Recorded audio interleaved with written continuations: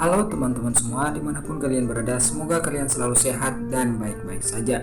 Di video kali ini, Mimin akan kembali membawakan sebuah cerita dari film yang berjudul Troll.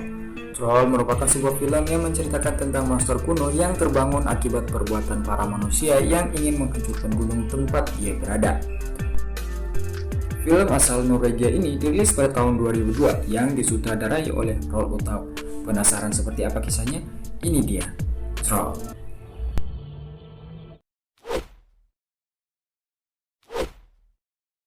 Di awal film, kita akan diperlihatkan dengan seorang ayah dan anak yang sedang mendaki sebuah puncak gunung. Sang anak yang bernama Nora Tideman dan sang ayah yang bernama Tobias Tideman.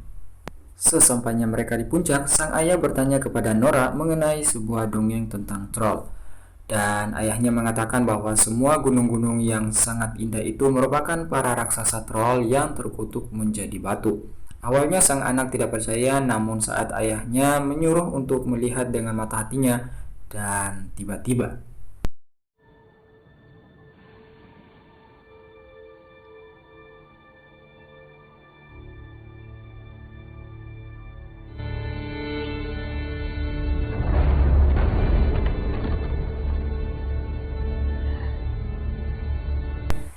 puluh tahun kemudian, tepatnya di pantai Atlantik Norwegia, terlihat sekelompok ilmuwan yang sedang meneliti fosil dinosaurus dan terlihat seorang wanita yang ternyata dia adalah Nora yang kini telah menjadi seorang profesor.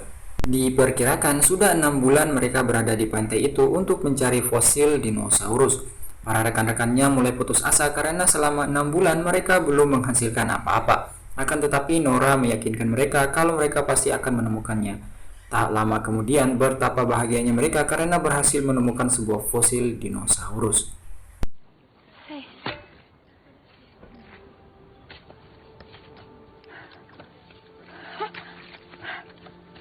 Get your ass down here, Sigurd. We got something! My God, would you look at that? From a time of giant. Kemudian, scene beralih di pegunungan Dovre. Terlihat ada sebuah pembangunan terowongan kereta api di sana. Namun pembangunan itu tidak mendapat respon positif dari para warga yang menganggap hal itu akan merusak gunung tersebut. Namun suara mereka tidak dihiraukan oleh para pekerja di sana dan saat gunung tersebut diledakkan, tiba-tiba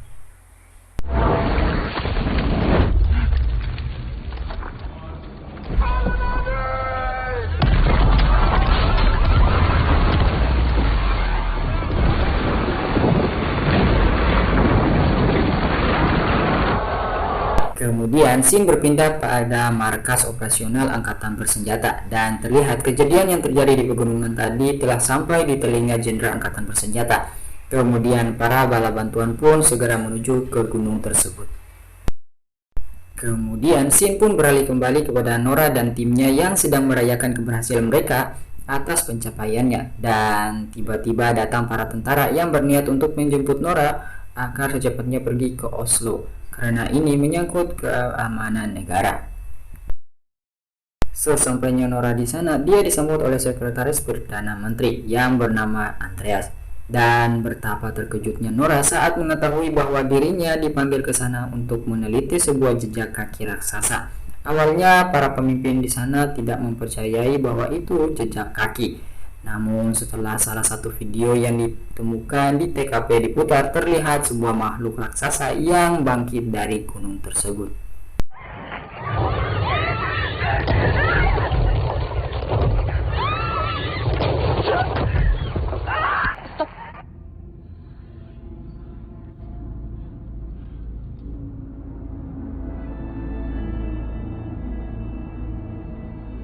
Kemudian scene berpindah di Lesja, terlihat dua pasangan tunawisma yang sedang bersiap-siap untuk makan. Namun tiba-tiba mereka dikejutkan dengan gempa yang membuat mereka harus secepatnya masuk ke basement. Dan di saat mereka keluar dari basement, betapa terkejutnya mereka saat melihat rumah mereka yang kini telah hancur berkeping-keping dan terlihat jejak kaki raksasa yang sebelumnya terlihat di gunung Dovre.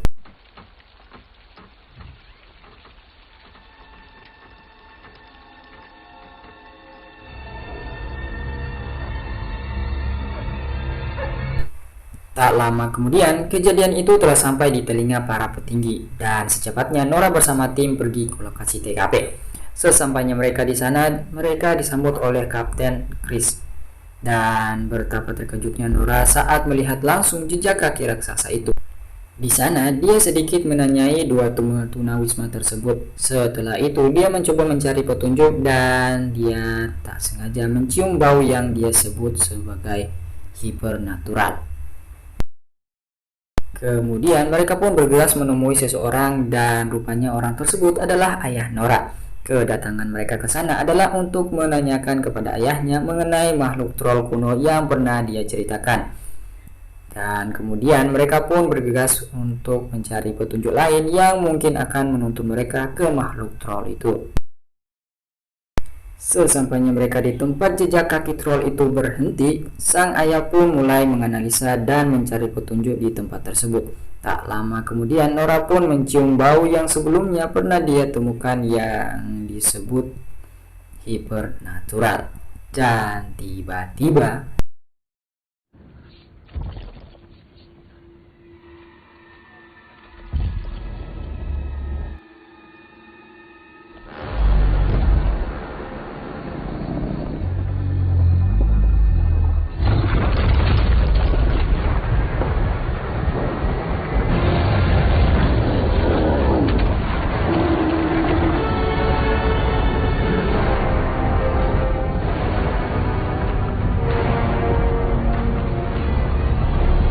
setelah melihat apa yang terjadi, kemudian mereka mengirim video siaran langsung ke markas keamanan dan betapa terkejutnya mereka semua ketika melihat apa yang mereka anggap sebagai dongeng ternyata benar adanya.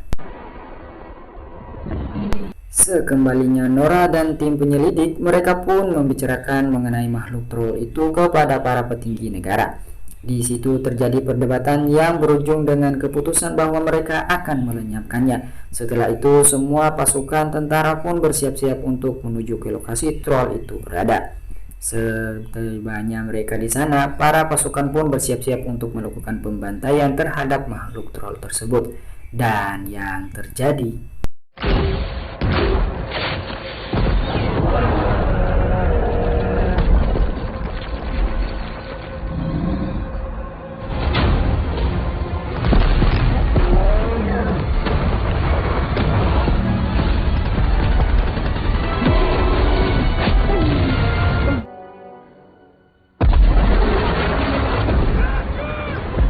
ternyata semua yang mereka lakukan itu tidak ada gunanya dan malah ayah Nora harus terlempar akibat terkena serangan troll. Namun sebelum di nafas terakhirnya dia mengatakan kepada Nora mengenai istana, raja, rumah. Dan setelah itu ayah Nora pun pergi untuk selama-lamanya. Sekembalinya para pasukan, mereka pun mendiskusikan sebuah hal yang menjadi kelemahan dari troll tersebut, yaitu lonceng gereja. Setelah itu semuanya terkejut ketika mengetahui bahwa makhluk tersebut kini sedang menuju ke pusat taman petualangan. Mengetahui hal tersebut, Nora dan para pasukan pun menuju ke lokasi. Kedatangan makhluk troll tersebut membuat seisi taman petualangan itu lari berhamburan. Dan sesampainya Nora dan pasukan di sana, mereka membawa beberapa lonceng gereja. Dan rupanya hal itu berhasil membuat makhluk itu kesakitan.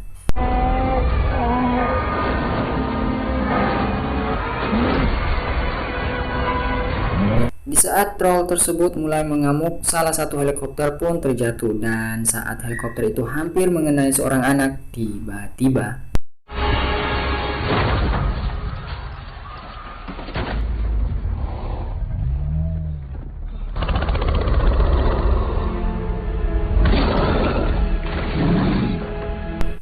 dan ya, makhluk tersebut ternyata menyelamatkan anak kecil itu. Seketika akibat munculnya, kini troll menjadi topik hangat di seluruh saluran TV. Sekembalinya kelompok Nora, ternyata para petinggi akan menggunakan cara terakhir, yaitu dengan mengebom makhluk troll tersebut menggunakan mesin pembunuh, yaitu sebuah rudal. Hal tersebut sempat dibantah oleh Nora karena dirinya percaya ada cara lain untuk mengusir dan tanpa membunuhnya. Namun karena tidak memiliki wewenang dan bantuan orang dalam, dirinya tidak bisa apa-apa dan malah dirinya diberhentikan untuk menjadi pemimpin penyelidikan ini. Di saat Andreas melihat temannya Nora yang diberhentikan karena tidak menemukan cara untuk menghentikan troll, Andreas pun berhenti menjadi pengawal Perdana Menteri dan akan membantu Nora untuk membuktikan kepada mereka bahwa ada cara lain untuk menghentikan tanpa harus membunuhnya menggunakan rudal. Kemudian scene berpindah pada Perdana Menteri yang sedang melakukan konversi pers untuk mengumumkan kepada seluruh masyarakat bahwa mereka akan melakukan evakuasi untuk mengosongkan pusat kota karena mereka akan meluncurkan rudal penghancur untuk membunuh makhluk troll tersebut. Saat di perjalanan, Nora masih terus membuka buku peninggalan ayahnya dan tak sengaja melihat sebuah tulisan Sinding. Kemudian Andreas mengatakan bahwa maksudnya mungkin Richard Sinding, yaitu seorang pejabat senior yang berada di istana kerajaan. Menyadari sesuatu, Nora pun bergegas menuju ke istana tersebut. Sesampainya mereka di istana Oslo, awalnya mereka tidak diizinkan masuk. Namun setelah Richard Sinding datang, dia langsung mengatakan kalau itu adalah Nora Tideman, anak dari Tobias Tideman. Setelah itu, Sinding pun mengajak mereka menuju ke terowongan yang berada tepat di bawah istana. Dan betapa terkejutnya Nora saat melihat begitu banyak tulang belulang raksasa yang rupanya itu adalah rumah Raja Troll. Dan faktanya mengapa troll tersebut ingin pergi menuju ke pusat kota karena ternyata dirinya hanya ingin kembali ke kerajaan yang ternyata tempatnya itu berada di bawah istana Oslo. Saat melihat-lihat tulang belulang itu, tak sengaja senter Nora mengarah ke salah satu tulang di sana. Terlihat tulang itu mulai rapuh dan ternyata faktanya troll sangatlah takut terhadap cahaya karena dirinya akan terbakar dan menjadi batu apabila terkena cahaya atau sinar matahari. Oleh sebab itu, mengapa rumah troll berada di bawah tanah dan di saat mereka keluar hanya di saat mendung atau di malam hari. Di sisi lain, ternyata terlihat makhluk itu sudah mulai menuju ke pusat kota dan terlihat serangan demi serangan telah diluncurkan untuk menghentikannya. Namun karena dengan semangat dan hutang pinjol yang masih belum lunas, makhluk itu terus bergerak untuk menuju ke pusat kota. Kemudian Sin kembali kepada Nora yang mengabari Chris untuk mengatakan tentang rencananya dan dirinya sangat membutuhkan bantuan Chris. Di sisi lain ternyata rudal telah dipersiapkan dan akan diluncurkan.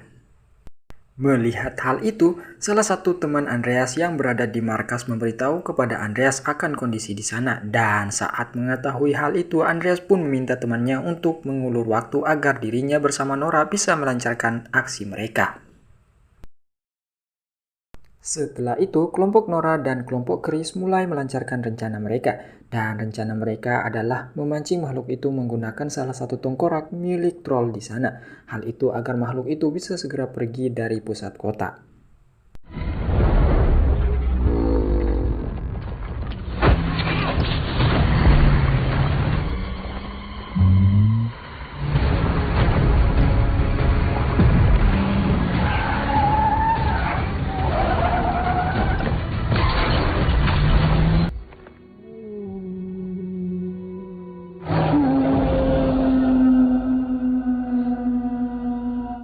Sesampainya makhluk itu di jebakan yang telah disiapkan, terjadi sedikit ketegangan yang pada akhirnya makhluk troll itu berhasil diamankan dengan memancarkan cahaya UV kepada dirinya. Hal itu dilakukan agar mereka bisa menghentikannya.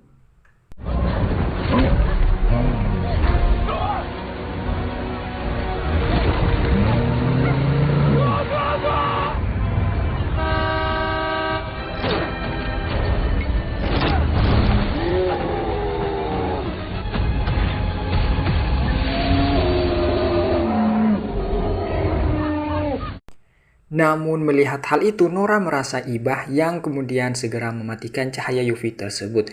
Kemudian Nora memohon agar makhluk itu segera pergi dari sana. Namun naasnya dia terlambat karena tiba-tiba matahari pun terbit dan seketika membakar tubuhnya. Dan pada akhirnya makhluk troll itu berakhir menjadi sebuah batu raksasa.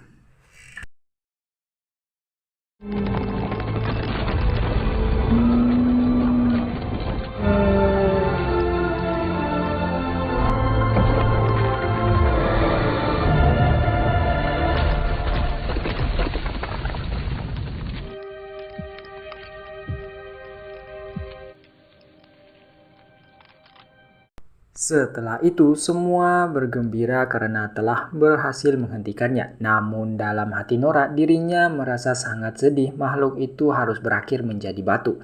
Dan film pun selesai. Dari keseluruhan cerita, menurut saya film ini sangat menghibur sekali dan sangat seru untuk ditonton apalagi bersama keluarga. Dan dari film ini kita bisa belajar bahwa setiap makhluk hidup punya hak untuk hidup. Sekian dan terima kasih, Mimin pamit undur diri, sampai ketemu di video selanjutnya. I got all this potential that's deep inside of me, but they hate when you're successful cause they try to be. They sit there being judgmental because you're trying things, and they just want you to settle and do the right thing. So get a good job, don't slack off, wake up every morning, make a good impression on your